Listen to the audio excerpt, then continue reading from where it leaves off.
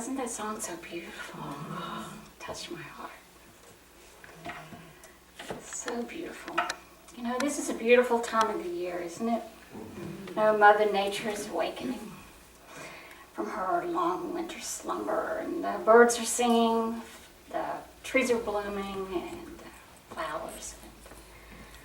And it's a celebration. It's nature celebrating a rebirth. And I got the pollen washed off my front porch yesterday. There you go. This month we celebrate the life of Jesus Christ and the gifts that he brought to our planet. And we will look at the details of his life, his teachings, and the pattern that he left for us to follow. Jesus knew his mission was to embody the physical man, the eternal love of God, and bring that love to the planet, to show us that we are spirit and that spirit is eternal, to show us that we are not separate from God, but that God is within each of us. Mission, by definition, means a self-imposed duty. A self-imposed restriction, task, or situation is one that you have deliberately created or accepted for yourself.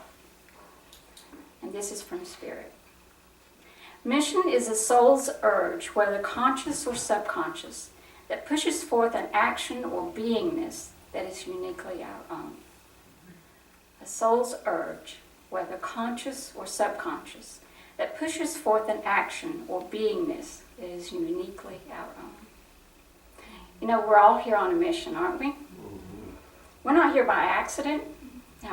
No. Whatever we came to do, we're going to do, whether we're conscious of it or whether we're asleep to it. Our mission will play out, and it doesn't matter what the experience is. We may be here to be a teacher, a parent, a musician. It could be the working out of karma. Most of us know about that. But we're all here by divine appointment. And you know what? If it doesn't happen in this lifetime, guess what? We get to do it all over again. But ultimately, we're here to Christ. And you know what that means. Love in every chakra. Love is the power in every essence, every part of your being. Jesus the Christ came at the beginning of the age of Aquarius. This is the age of Aquarius. The age of Pisces. It was a time of spiritual awakening from the heart. And it was an age of preparation, a laying of a foundation of love and brotherhood that would bring peace and goodwill to all. Do you think the people were ready? Not really. They were looking for a savior, someone that would save them from their sins, someone that would take care of them and rescue them. They didn't have the consciousness at that time of oneness to God. Their connection to God was through outer rituals, burnt offerings, sacrifice for sins. They had strict religious laws, and every time you turned around, you had to do a burnt offering for this, burnt offering for that. And the priests were the only ones that were allowed to connect or talk to God. Their level, the people's level of consciousness, was the one of outer ritual and obedience.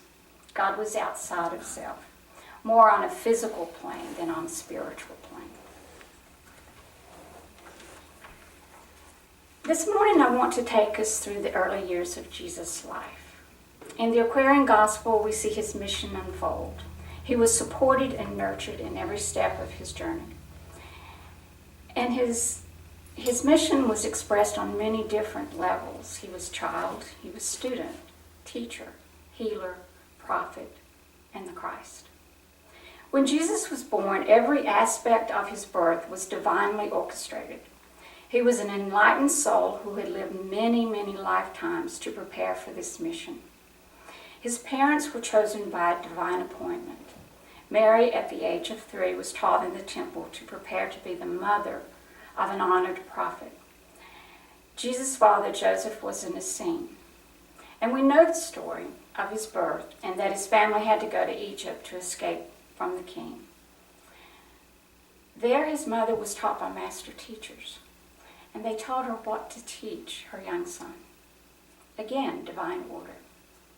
Jesus was 3 when the family came back to Nazareth, and there Mary taught what she had been taught in Egypt.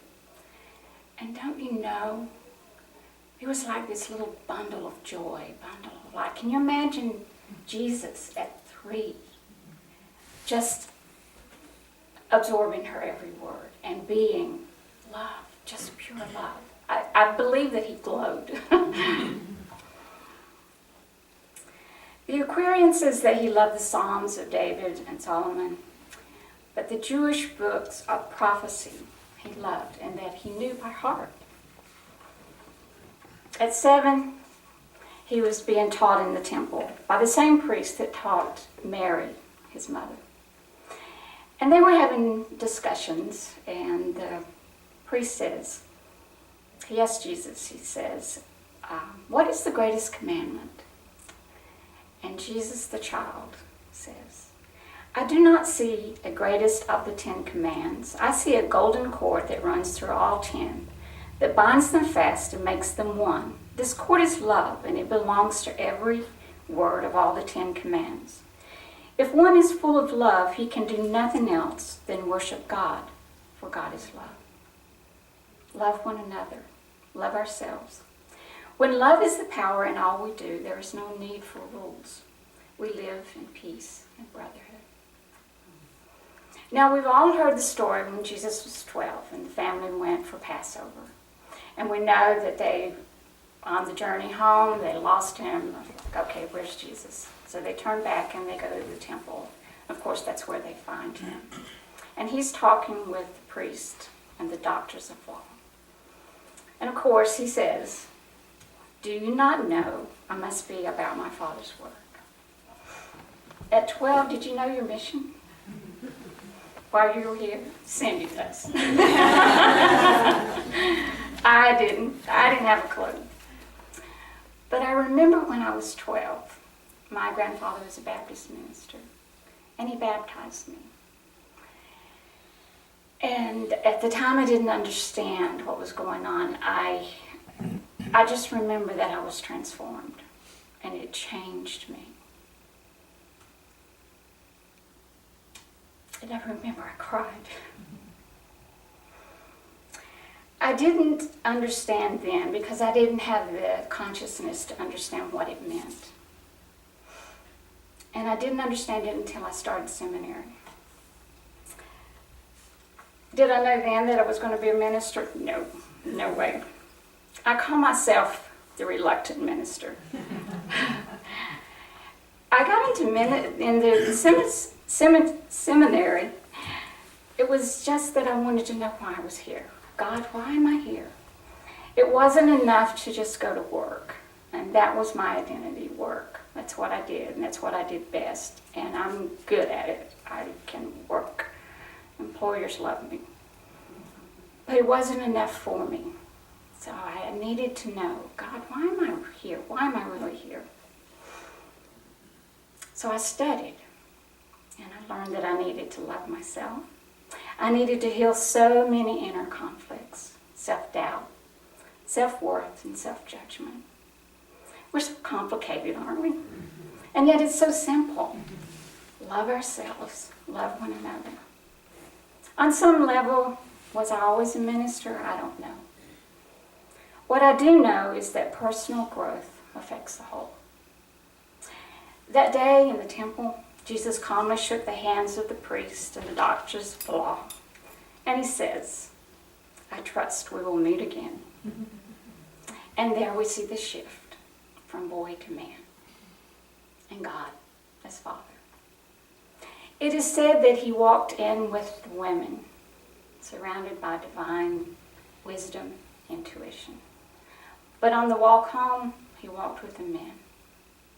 Now we see Jesus' wisdom moving into action. Jesus knew his mission. He goes home and he works with his father as a carpenter. Shortly after that, Jesus goes to India as a student. He is 14. Again, divine order. He is taken by a royal prince to learn the wisdom of the Brahms. Jesus visits Udraka, the greatest of the Hindu healers. He learns that the laws of nature are the laws of health. Harmony is health. Discord is disease. He understands the principles of healing. And he teaches the common people. He tells them that they're all equal in God. He loves the people and they love him. He is gentle and he shows them kindness. Now remember, this is the caste system. This was news to these people, and they loved him. He taught them in parables so that everyone at any level could understand the message. And he teaches them to pray and to meet God in their heart. Now his teachings weren't well received by some. The priests were threatened and they got angry. It was time for Jesus to leave. He goes to the Himalayas and he studies with the Buddhists, and they love him and they want to learn and expand their knowledge. They recognize and appreciate his wisdom. Again, he teaches. Jesus travels to Lhasa to study with Ming-Sti, a great sage, and here he is student. He does not teach. But when he leaves, we see the first healing. Jesus studied with many masters. Sometimes they were receptive to his wisdom, sometimes not. But he always connected with the common people. I believe it was because he loved them dearly. And he was kind and he was gentle. Often he would go away from the people to be alone, to reconnect to God. Have you ever been around someone who seems to be radiating from within? They just have this energy, this light. And you just feel better by being in their presence. Well, Jesus radiated this energy, this pure energy of love, everywhere he went. And it was because he was in the flow of God, in the flow of God love. When he was asked about the light around him, he taught about going into the silence. We call it going within, connecting to spirit. And this is what he said. There is a silence when the soul may meet its God, and there the fount of wisdom is. And all who enter are immersed in light and filled with wisdom, love, and power. He says you must prepare the way. None but the pure in heart may enter. Clear your mind of all business cares, all fears, all doubts, and troubled thoughts. The human will must be absorbed by the divine. Surrender. You are within the holy place, and you will see upon a living shrine the candle of the Lord of Flame. And when you see it burning there, look deep within the temple of your brain, and you will see it all aglow. In every part, from head to foot, are candles all in place, just waiting to be lighted by the flaming torch of love. He is teaching how to connect to spirit. Clear the space, the temple within. Sit in the silence, and you can be one with God. This is meditation. He makes his way home. He's 24. His brothers mock him. They call him a worthless fortune hunter. But his mother listens to all his stories of his travels and all the works that he has done. Later he goes to Heliopolis, the temple of the Sacred Brotherhood, and he asks to attend the mystery school of Egypt. And now by this time he's famous, and they're like, well, are you kidding? Really, why are you here? And they say, your wisdom is the wisdom of gods. Why do you seek the wisdom of the halls of men? But Jesus knew he had to experience the trials of man so he could know how to help those in need. And Jesus masters every trial. And as he masters the trial, he is leaving an energy of love and light, a path of Christed energy in every situation, so that all mankind can tap into this energy of love and overcome. He is planting seeds of love, seeds of wisdom, and seeds of power. We know that when one is healed, all are healed. He is lifting up the consciousness of all mankind. He faced all the trials and received the highest degree, the Christ. The next stop for Jesus was Alexandria, where he meets the 7 sages. The number 7 is spiritual. They were a council of wise men, spiritual wise men, who each expressed their thoughts and what they see as the spiritual needs of each nation, This was not political, this was spiritual. Jesus knew them all. They sat in the silence for 7 days. And again, the number 7. They go into silence for spiritual guidance. Jesus gets the master plan for his mission. Remember, his father was a carpenter. And a carpenter doesn't begin to build unless he has the plan.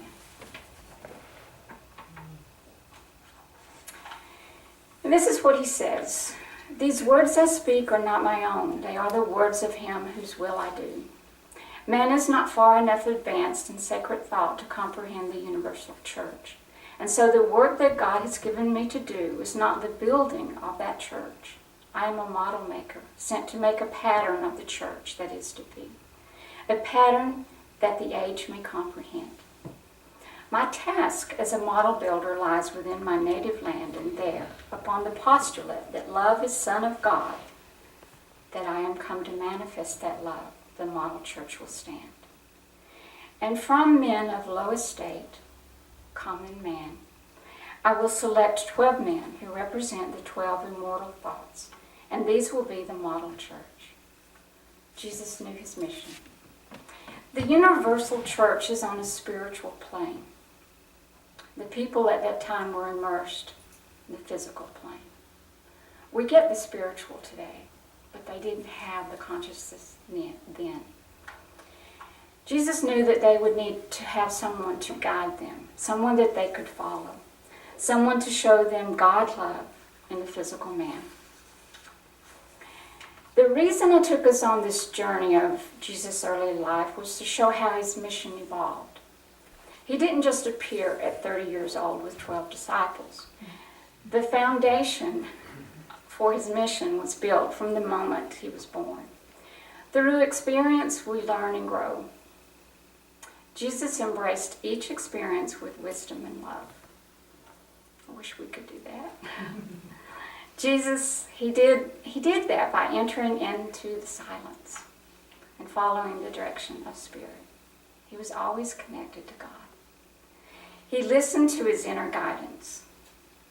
It's so easy to follow in Jesus' footsteps, isn't it? Such a powerful gift he gave us, how to be one with God. And so it is with our own mission. It evolves through experience, spiritual enlightenment, and expression. And it's so much easier when we allow love to be the source of our expression. Ready to go within? Sit in silence.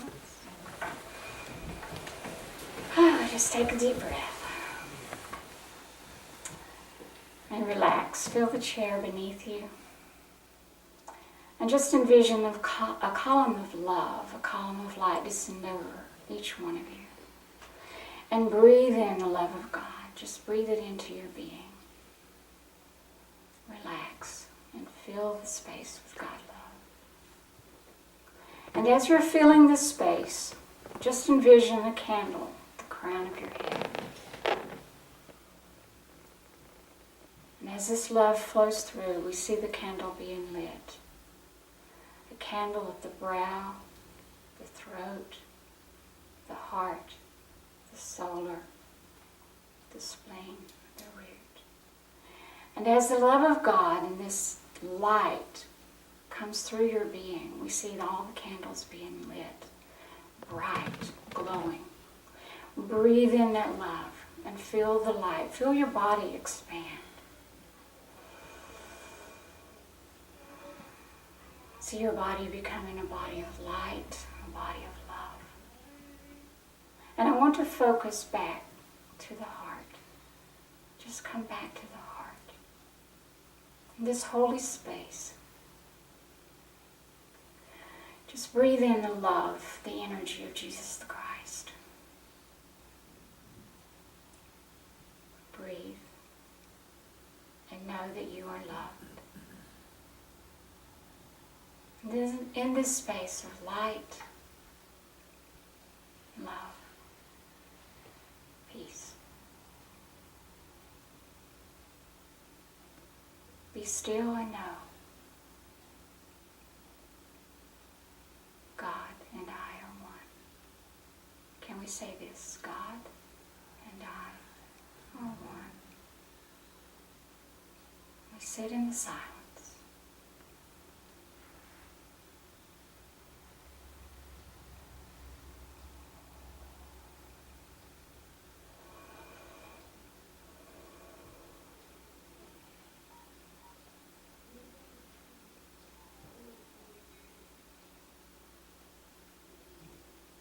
Do you feel this peace? Do you feel the love? There is only peace, only love. God and I are one. God and I are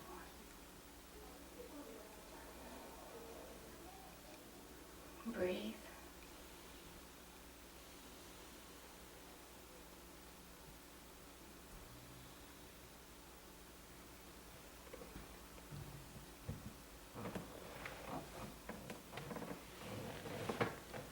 And now begin to feel the chair beneath you. You can wiggle your toes and fingers. Take a deep breath. And when you're ready, you can gently open your eyes. Your mission this week, should you decide to accept it, is take 5 minutes, 10 minutes. Open your heart. Create a special place for God. And sit in the silence. Say, yeah, God. Yeah.